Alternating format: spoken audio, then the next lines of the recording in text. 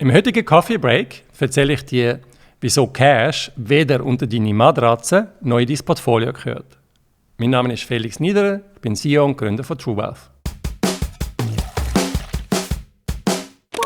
Cash ist der liquideste Vermögenswert. Im engeren Sinn meint Cash Bargeld, sprich Münzen und Banknoten. Im weiteren Sinn umfasst der Begriff aber auch Geldguthaben auf Bankkonten.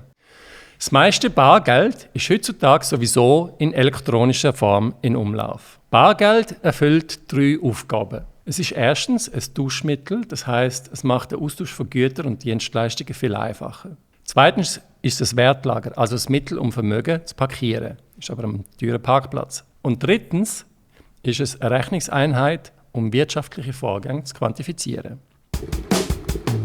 Wer versorgt die Wirtschaft mit Geld? In der Schweiz darf nur die Schweizerische Nationalbank, SNB, Banknoten auf den Schweizer Franken herausgeben. Die SNB schafft das Notengeld und sogenanntes Chiralgeld. Das ist Geld, das sie den Banken für Käufe von Gold, Wertschriften oder Devisen gutschreibt. Die Reserven der Banken bei der Nationalbank werden auch Giroguthaben genannt.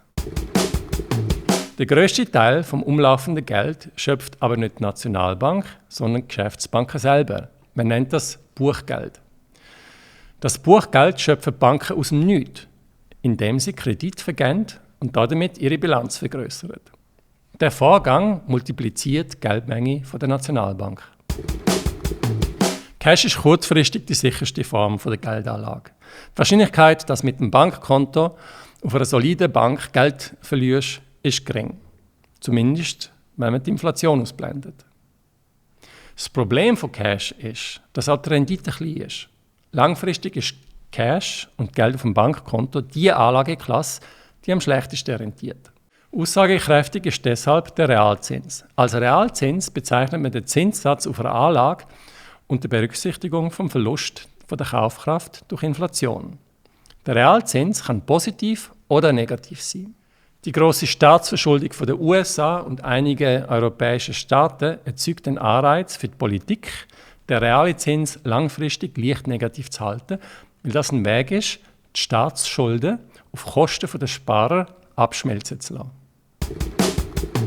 Bei TrueWealth halten wir für dich 4 Cash-Konten in Schweizer Franken und Fremdwährungen, damit wir für dich beim Kauf und Verkauf von ETF in der gleichen Währung die Währungswechsel minimieren können.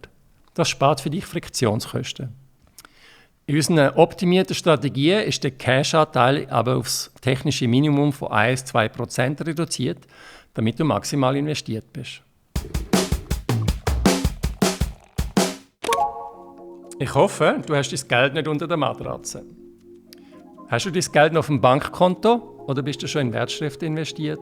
Hinterlasse mir einen Kommentar oder schreib mir auf felix@truewealth.ch. Mit dem bis zum nächsten Mal.